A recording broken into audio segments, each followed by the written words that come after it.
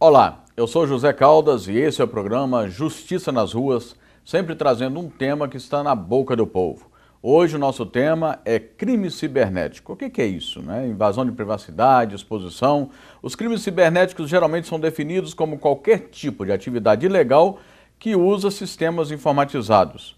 Uma rede pública ou privada, um sistema de computador doméstico. Enquanto muitas formas de crimes cibernéticos ocupam-se de obter informações confidenciais para uso não autorizado, outros exemplos estão mais preocupados em invadir a privacidade do máximo possível de usuários de computadores. Abrange também toda ação criminosa com computadores e redes, sinteticamente. Adicionalmente, o crime cibernético também inclui crimes tradicionais, realizados com apoio informatizado, com apoio da internet, por exemplo. Por exemplo, crimes por intimidação, extorsão, fraudes de telemarketing e na própria internet, roubo de identidade, roubo de contas de cartão de crédito. Nós vamos conversar aqui com duas pessoas que estão muito envolvidas com essa área. De um lado, o Dr. Leandro Piquet, que é delegado da Delegacia de Repressão aos Crimes Eletrônicos, que inicialmente ela foi o segundo núcleo do Brasil especializado nessa área. Em 2010 foi criada então a Delegacia de Repressão aos Crimes Eletrônicos. E do outro lado, também um especialista, o Roberto Antônio Darós Malaquias, que já foi agente federal, mas hoje se dedica à ciência, né? À ciência jurídica. Seus estudos, é mestre nessa área, já escreveu um livro, está até o livro dele aqui, Crime Cibernético e Prova, então tá mergulhado mesmo nessa área, né? Eu queria começar a nossa conversa com o Dr. Leandro Piquet, porque esse tema veio muito à tona, principalmente a partir de um episódio envolvendo uma celebridade, que é a Carolina Dickmann. Daqui a pouco a gente vai conversar também com o Roberto sobre isso, se é justo dar o nome de uma celebridade a uma alteração num código de leis, né? Doutor Leandro, tem muitos casos de crime cibernético ou crime eletrônico, como vocês chamam na delegacia? Não, a demanda é grande? A demanda é muito grande. No ano passado a gente registrou 811 boletins de ocorrência, somente na Delegacia de Repressão aos Crimes Eletrônicos, fora as outras ocorrências registradas em todos os estados. Esse ano, se não estou errado, nós já estamos chegando a mais de 500 boletins, tem um pouco mais de 500 boletins de ocorrência registrados. Isso já representa um aumento de 20% a 30%. Acreditamos que até o final do ano, o número de notícias desse crime supere aos 30%, porque a sociedade está se informando, as leis estão chegando, o Brasil está se atualizando e cada vez mais a ação policial será necessária. Que tipo de crime é mais comum chegar ao conhecimento de vocês? Nós temos os dois tipos de crimes mais comuns, são os crimes contra a honra, que dentre eles é calúnia, injúria e difamação, e os crimes contra o patrimônio, que é o estelionato e o furto mediante fraude. E essa fraude, que é o meio que utiliza a internet, na maioria dos casos. Invasão de contas, por exemplo, de contas de Exatamente. No caso, não seria tecnicamente correto falar uma invasão de contas, seria uma subtração de recursos virtuais que se transfere para uma outra conta corrente que, ao ser extraído, se convertem em moeda financeira. Existem já processos abertos em relação a esse tipo de crime aqui no Estado? Muitos? Com certeza, já existiram prisões dentro e fora do Estado. Eu assumi a titularidade da delegacia em 4 de abril. Nesse momento, foi deferido à minha pessoa mais recursos materiais e recursos humanos. Conseguimos indiciar cerca de 80 pessoas e conseguimos elucidar casos novos, como o estupro que inicialmente foi cometido pela internet. Como pode se estuprar através da internet? Então, às vezes essa informação pega as pessoas muito desprevenidas, porque elas não são tão conhecedoras a fundo do direito penal.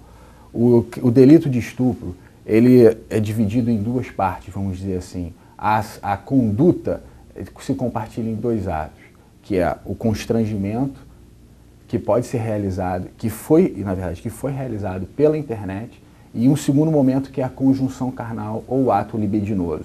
Então eram pessoas que eram namorados, o namorado conhecia a vida íntima da ex-namorada, porque eles ficaram juntos 5 anos, então ele teve a capacidade de imputar um temor de a promessa de um mal tão grave por conhecer da rotina da vítima, tudo através de e-mail. Então ele obrigou a vítima a manter com ele conjunções carnais, se passando por uma terceira pessoa, inclusive obrigou que ela mantivesse conjunção carnal com um garoto de programa, um sexo grupal. A gente conseguiu obter mais de 16 vídeos na internet e efetuamos essa prisão. A situação, cada dia parece estar se tornando mais comum, né? Eu estava conversando antes do programa com o Darós. Tudo bem, Darós? E você tem mergulhado nesse tema, né, Darós? E a gente estava conversando sobre exatamente essa lei, a Lei Carolina Dickmann. O Estado acompanha a velocidade do crime? Inicialmente eu gostaria de agradecer o convite a você e a toda a equipe da TV Justiça por estar aqui e poder prestar esses esclarecimentos à população. A minha linha de pesquisa é a prova e eu escolhi um tema bem atual, que é o crime cibernético, para trazer conhecimentos nessa área. O crime cibernético, ele é um tipo penal insurgente de alta complexidade. Então, a partir daí, o pesquisador, o acadêmico, tem que se focar numa visão epistemológica, social, uma visão antropológica, uma visão econômica do que é esse crime. E imaginar que o Estado está pouco aparelhado com uma estrutura jurídica para que os gestores públicos e aqueles que instruem o procedimento processual penal, para que eles possam realmente executar a persecução penal. Então, sob esse enfoque, a gente imagina que a estrutura de leis ainda é deficiente e o nosso trabalho, o livro que a gente publicou recentemente, fruto da nossa última pesquisa, ele trata desse assunto e ele traz como ícone, como ponto central de uma estrutura legislativa, de uma estrutura de leis para isso, a Convenção de Budapeste contra o Cibercrime, que ocorreu em 2001. Ali sim ele traz os acordos internacionais... O Brasil é signatário dessa convenção? Não. Infelizmente, desde 2001, o Brasil ainda não aderiu a esse pacto. Tem 12 anos que existe essa convenção. Exatamente. E até hoje ele não aderiu. E bastava que o Ministério das Relações Exteriores fizesse uma estrutura ao qual o país pudesse ser um pactuante dessa convenção, que toda uma estrutura legislativa começaria a se amoldar. Na prática, o que mudaria se o Brasil fosse signatário dessa convenção e no mundo das leis? A lei penal diz que a estrutura dos acordos internacionais ele é imediatamente aplicado, a partir do momento que o Congresso sanciona esse tipo de acordo internacional. A partir daí, com a pouca estrutura que nós temos, demandaria em seguida a estruturação de uma lei especial que seguisse toda a rotina procedimental e a rotina penal que essa Convenção de Budapeste orienta os países. Porque o crime cibernético, por ser extremamente complexo, via de regra, ele é de estrutura nacional e internacional. Então o combate tem que ser através de convênios. Nós estamos falando na criação de uma nova jurisdição, a jurisdição cibernética. Ela vai ter que ocorrer. Em algum momento o Estado tem que se deparar com esse problema. A lei hoje que tem sido mais comentada é a Lei 12.737 de 2012, na verdade que entrou em vigor a partir de 2 de abril de 2013, que é a chamada Lei Carolina Dickmann, né? Porque foi necessário que uma celebridade tivesse uma invasão de privacidade, uma série de constrangimentos relacionados a isso, para que se aprovasse essa lei. O que tem de furo nessa lei, na sua opinião? Bom, lamentavelmente, essa reforma da lei penal, ela veio mais uma vez diante de um escândalo social que ocorreu no país e politicamente foi feita uma mudança na lei penal. Foi uma reforma oportunista? Foi uma reforma oportunista politicamente falando, porque no ano de 2001 já foram feitas, em decorrência de alguns escândalos que ocorreram de servidores federais terem deixado ocorrer vazamento de informações, foi feita a mudança da lei penal e introduzido o artigo 313A, 313B, o artigo 153, que já trazia essa combinação aos servidores públicos que fossem negligentes com as informações ou de má fé mesmo vazassem informações mudando dados na estrutura de arquivos do governo. Mas faltava uma lei que protegesse o cidadão, é mais ou menos isso? Uma coisa mais... E agora, mais uma vez, diante do escândalo da divulgação das fotos da Carolina Dickmann, o Congresso Nacional, mais uma vez, de uma forma oportunista, ele edita, ele estrutura e consegue a sanção presidencial de um tipo penal que, obviamente, vem para colaborar com toda essa estrutura necessária, mas ainda não é o adequado. O que tem que você detecta como furado na lei? O que falta ali? A partir do momento que esse tipo penal ele não se baseou num estudo epistemológico do que é o crime, ele não consegue dimensionar o elemento do tipo penal. Então a doutrina penal, ela é clara, não se pode usar analogia. Não se pode usar analogia. O tipo penal é claro, a imputação penal tem que ser clara, porque senão é atípica. Doutor Piquet, essa situação, vocês vivenciam isso lá na delegacia, essa dificuldade a lei não ser muito clara e você não ter como encaixar as coisas, encaixar o tipo de crime dentro da lei? Como é que você vê essa colocação do Darós? A colocação dele foi perfeita, eu comungo com a opinião dele e vou fazer até alguns comentários, acrescer alguns adendos. O primeiro dispositivo dessa lei fala de invasão de dispositivo informático. Ele coloca, para a conduta ser considerado um ilícito penal, a transposição de algum dispositivo de segurança. Dispositivo de segurança é qualquer meio de senha. Ou seja, você fica limitado a comprovar que houve essa violação de dispositivo, a pessoa tem que ter senha, a pessoa não pode ter compartilhado senha. Então, como o Darós com certeza é mais habilitado por causa do estudo técnico que ele fez em relação até à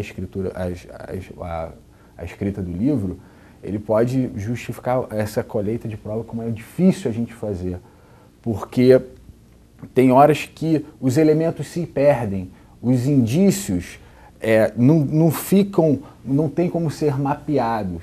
Então existe uma insegurança para o judiciário fazer a condenação da forma que a lei processual penal exige. Ou seja, o delegado acaba ficando preso na hora de indiciar um elemento, vai para a analogia, como o Darós falou, e isso gera lá na ponta, na hora do judiciário avaliar, gera um problema para o juiz. Exatamente. Fazendo É arriscado haver uma enxurrada de impunibilidade nessa área. De impunibilidade e até de condenações que não são devidas. Tem os dois lados da moeda. Eu sempre costumo fazer analogia para as pessoas poderem entender. O fato de você deixar sua porta de casa aberta e alguém entrar na sua casa não seria uma violação de domicílio? Por que você precisa botar senha para uma pessoa ter contato com você para ser considerado crime? Eu entendo que existe uma balança, de um lado, entre a intimidade, né, que tem que ser preservada, e a exposição.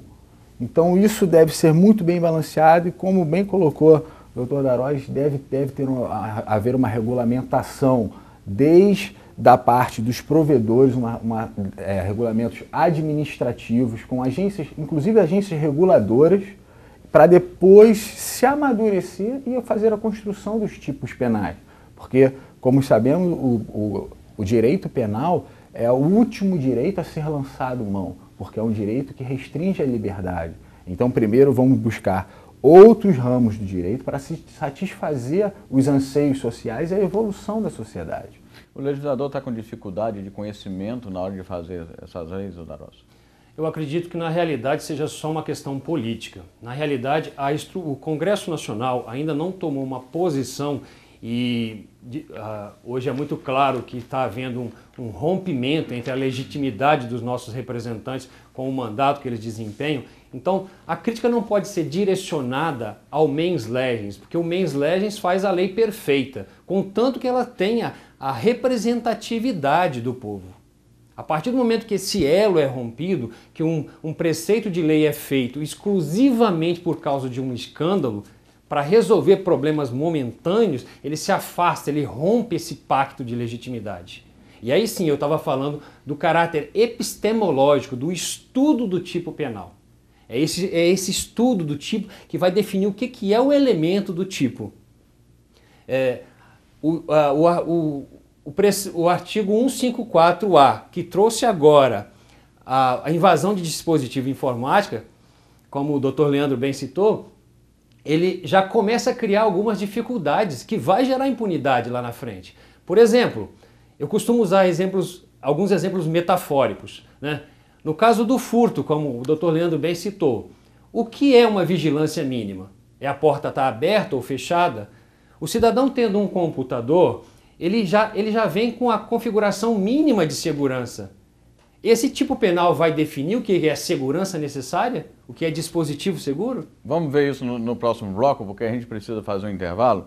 Porque no próximo bloco a gente vai exatamente discutir os tipos mais comuns de crimes, né? E como as pessoas podem fazer para se prevenir dentro daquilo que o mundo das leis hoje permite. Beleza?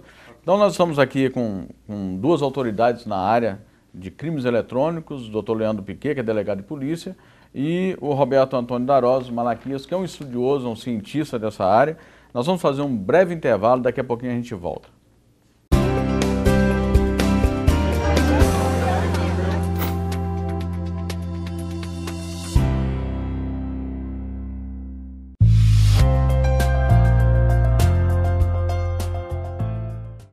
O pagamento de precatórios ficou muito mais rápido.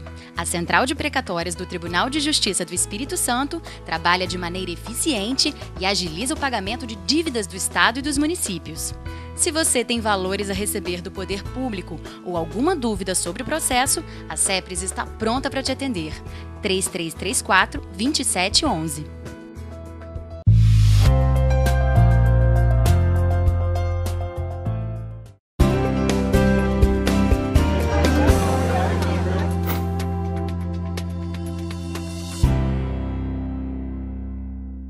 Estamos de volta com o programa Justiça nas Ruas. Hoje nós estamos discutindo crime cibernético. Eu estou aqui com uma notícia interessante. Os Estados Unidos, que são signatários dessa convenção internacional que existe desde 2001, que já foi citada pelo Darós no primeiro bloco, tem aqui uma notícia, por exemplo, os Estados Unidos acusam 8 por crime cibernético de 15 milhões de dólares. Parece que essas questões muito ligadas a dinheiro, né, doutor Leandro, que parece que isso é a forma mais comum de se cometer crime eletrônico. Tem alguma novidade no mercado dos crimes eletrônicos hoje aqui no estado? Olha, assim como os meios de comunicação evoluem, a sociedade evolui, a prática de ilícitos também evolui. Então cabe ao Estado evoluir junto com ela.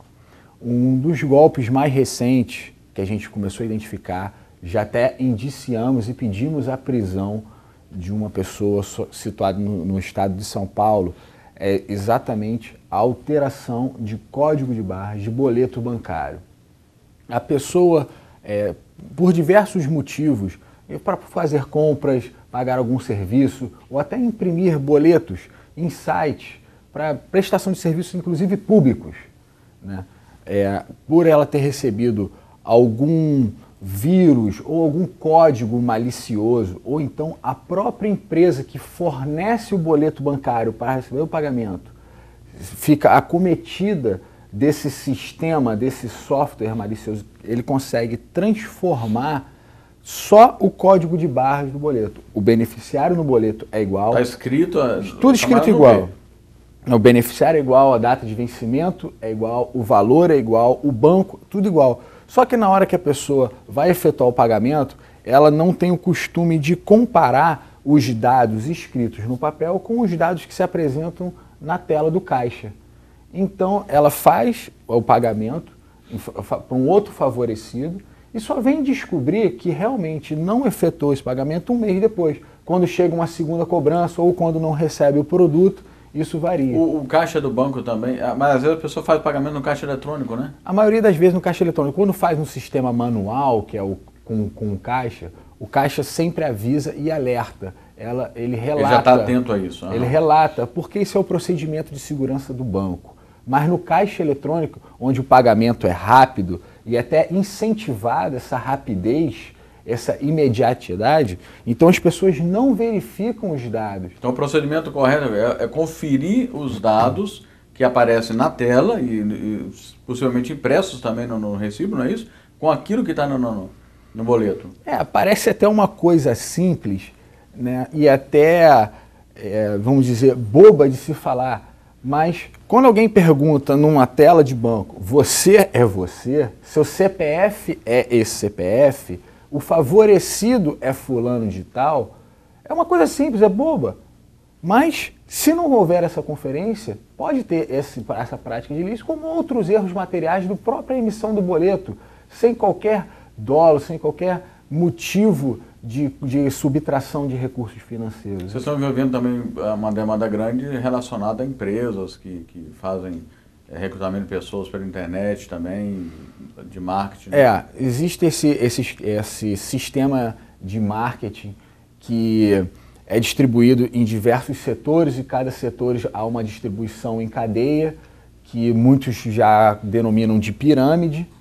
Inclusive, tive conhecimento, mas não pude ler o teor da decisão de semana passada, suspendendo a prestação desse serviço, onde que, de acordo com a política da empresa, conforme a pessoa vai prestando o serviço, enviando os e-mails, mantendo contatos, não sei, fazendo algum trabalho com a mala direta, ela vai gerando alguns créditos que são produzidos por essa empresa.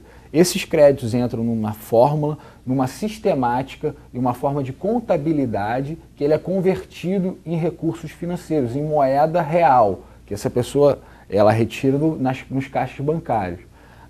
Esse furto que está acontecendo, que é um furto mediante fraude, porque existe uma fraude ao sistema de segurança que protege, que distribui esses créditos virtuais, né? E ele tem essa subtração desse crédito, não é do recurso financeiro, não é dessa moeda que a gente conhece, é um crédito específico da empresa.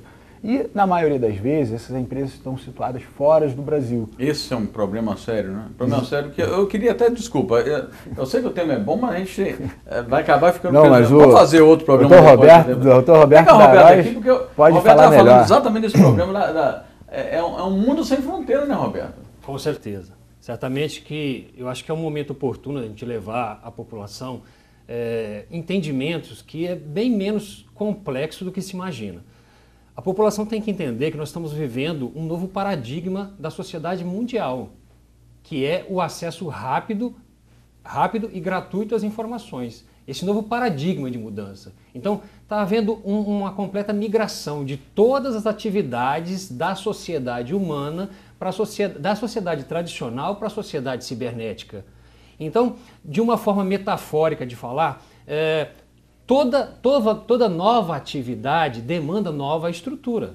Então a população tem que saber, por exemplo, que quando ela tem um equipamento de informática em casa, ela se propõe, por exemplo, a só brincar em jogos stand-alone, só a máquina, é uma coisa, ela está segura. A partir do momento que ela se conectar em rede, ela já está sujeita às suscetibilidades do crime.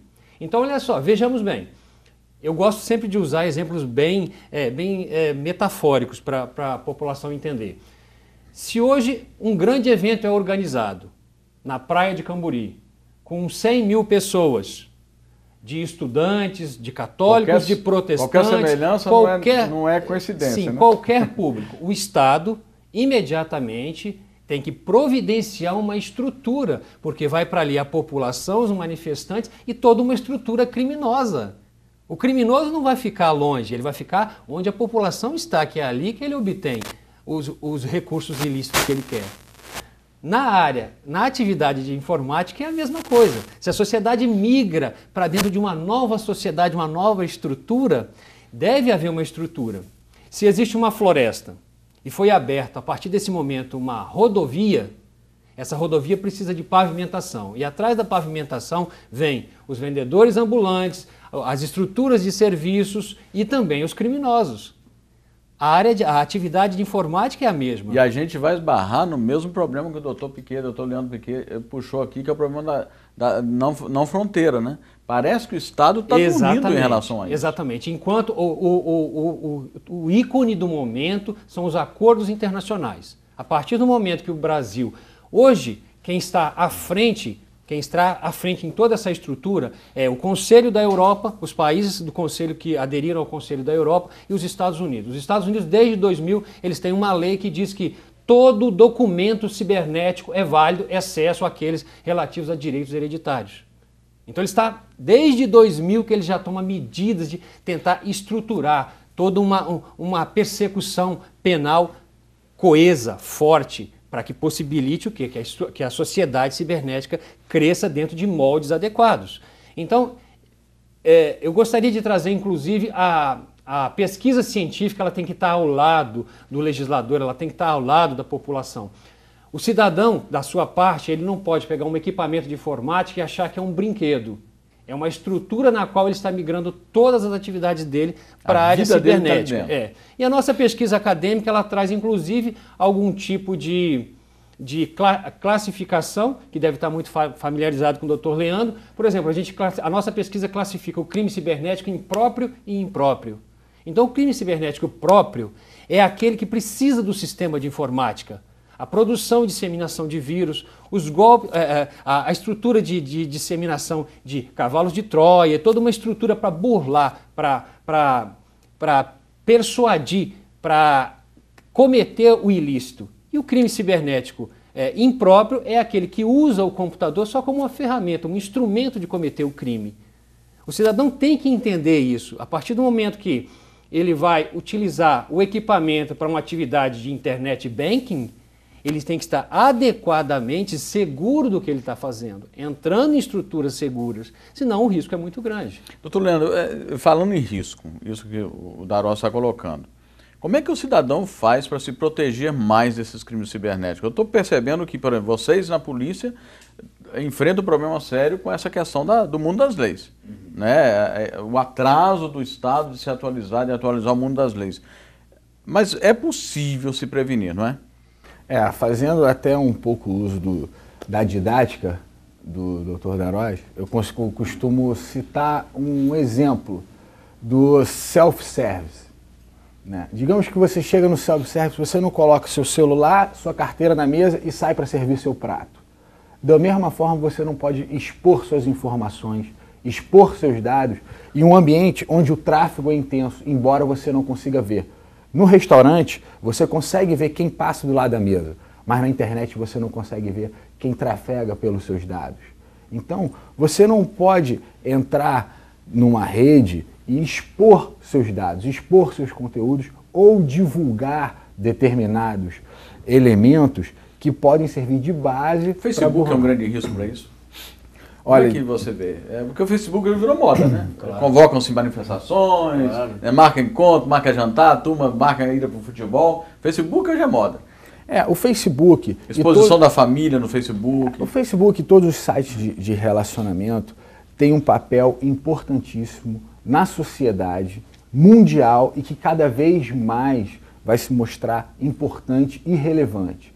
Só que tem que existir por parte do usuário a consciência da segurança. A segurança da informação, hoje em dia, deve ser parte do cotidiano, deve ser hábito de quem utiliza o computador, e ainda mais agora com os smartphones, a quantidade de dispositivos de comunicação são inúmeros, e cada um com a sua peculiaridade, cada um com a sua falha, e cada um com o seu problema, e cada um propício a um tipo determinado de crime. Então, a sociedade tem que se acostumar com esse dispositivo, conhecer e se mostrar segura para um uso correto, para usar o dispositivo para dar destino para que ele foi criado, o destino correto, não ser alvo não ser mais uma vítima desse. Estava conversando com o Darós aqui, a gente estava até fazendo uma analogia, né, Darós, a questão no crime comum, no homicídio. Para o camarada ser condenado, você tem que dizer que fulano, em tal dia, tal horário, com a arma tal, atirou no ciclano e matou o ciclano. E no crime cibernético é possível você definir isso de forma tão clara? Atualmente é bastante difícil essa caracterização. A imputação penal ela tem que ser objetiva. Não se pode dizer que 10 indivíduos atiraram em 3 ou 4 pessoas. Tem que dizer que o indivíduo fulano, com a arma tal, atirou em determinada pessoa. A imputação tem que ser objetiva, porque o bem tutelado é a liberdade, é o maior bem que o ser humano possui. Então ele não pode simplesmente ser genérico. A investigação criminal ela não pode ser laboratório de testes. Ela tem que estar equipada. E isso é um passo político importante. Os gestores públicos têm que direcionar muitos recursos para a área de investigação. Eu espero, a médio prazo, ver estruturas de investigação na qual exista um patrulhamento, assim como a polícia militar ostensivamente patrulha as ruas, devem existir policiais qualificados patrulhando os sistemas. Patrulhas virtuais. Patrulhando os sistemas, porque eu estou para presenciar ou ler algum flagrante virtual que foi feito. Porque a estrutura não existe. O flagrante em si, no momento do crime, não. Na realidade, o que ocorre são algumas investigações que somam provas materiais e aí sim fazem mandados de busca e apreensão e qualificam provas o bastante para condenação. Agora, o flagrante em si no ato que está acontecendo é muito complicado. Falta uma estrutura técnica e o Espírito Santo é um dos pioneiros, né, nesse tipo de investigação. Com a pouca estrutura que tem, fez parte, por exemplo, a Lei 12.737, batizada indevidamente de Lei Carolina Dickmann, ela trouxe o tipo penal da invasão de sistemas de informática e a Lei 12.735, da mesma data, com a vacatio legis também de 120 dias, que começaram a vigorar agora, ela fala uma lei que foi completamente vetada, exceto o artigo 4º, possibilitando a criação de estruturas nos setores de informática. Ora, isso no Espírito Santo, por exemplo, já é tradicional, já há mais de 10 anos que tem toda essa estrutura. Então olha como o legislador traz uma estrutura pífia diante da nossa realidade. Nós precisamos de muito mais do que isso, de mais recursos, de mais estrutura. Deixa eu ver aqui, doutor Leandro, como é que é feito um flagrante hoje de crime cibernético? No caso dos flagrantes de crime cibernético, a gente tem que observar algumas peculiaridades do tipo penal. Na hora do legislador prever determinados tipos de crime, ele prevê crimes que são considerados permanentes. O que são crimes permanentes? São crimes que se protraem no tempo. Um dos exemplos de crime permanente são os crimes relacionados à pedofilia, que estão previstos no Estatuto da Criança e Adolescente, que é manter fotos, fazer vídeos, você ter esses dados eletrônicos que constituem uma fotografia. Então, se a pessoa estiver no seu telefone, no seu computador, com uma foto de um adolescente, de uma criança, em cena de pornografia, ela está cometendo crime sim, o crime é permanente e está em situação flagrancial. O policial pode invadir, entrar na sua casa e prender a pessoa, pegar o computador e fazer a apreensão. A grande dificuldade é saber se essa pessoa tem ou não tem, que é a questão de prova que o Dr. Roberto está trabalhando muito bem em seu livro. Como se vê, a questão do crime cibernético é uma questão complexa. É um crime nós não vamos conseguir complexo. esgotar o assunto aqui, mas nós queremos exatamente despertar a curiosidade das pessoas para debater esse tema. Vimos, por exemplo, que o Espírito Santo, pelo visto, saiu na frente, mesmo com todo o atraso que o Estado, né? A gente não fala o Estado do Espírito Santo, mas o Estado, a estrutura estatal tem em relação a tudo isso. O Espírito Santo, pelo jeito, saiu na frente, mas as leis, o mundo das leis ainda é bem caótico e tem precário, tem deixado polícia em dificuldade, tem deixado promotores, juízes em dificuldade na hora de punir esse tipo de crime. A gente está, infelizmente, chegando ao fim desse nosso bate-papo. Está parecendo um jogo bom, né? Passa muito rápido o tempo. Quero aproveitar para fazer uma promoção aqui, né, muito obrigado, eu do agradeço. crime cibernético e prova, investigação criminal em busca da verdade. Já que os legisladores estão com dificuldade para definir definir leis. Tem aí nossas sugestões. Aqui tem sugestões? Pô, legal, então tá aí como sugestão.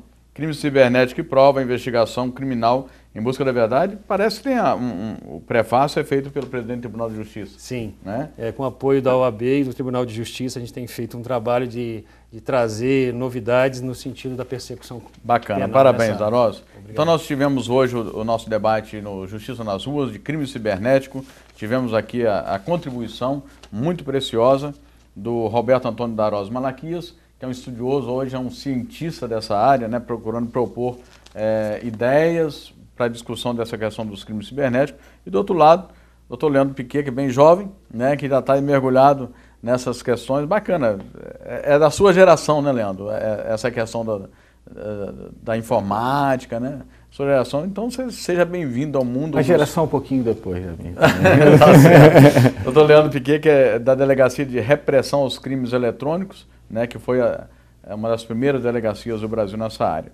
Então nós estamos chegando ao final de mais um programa Justiça nas Ruas, através da TV Justiça do Espírito Santo, cidadania e transparência para você.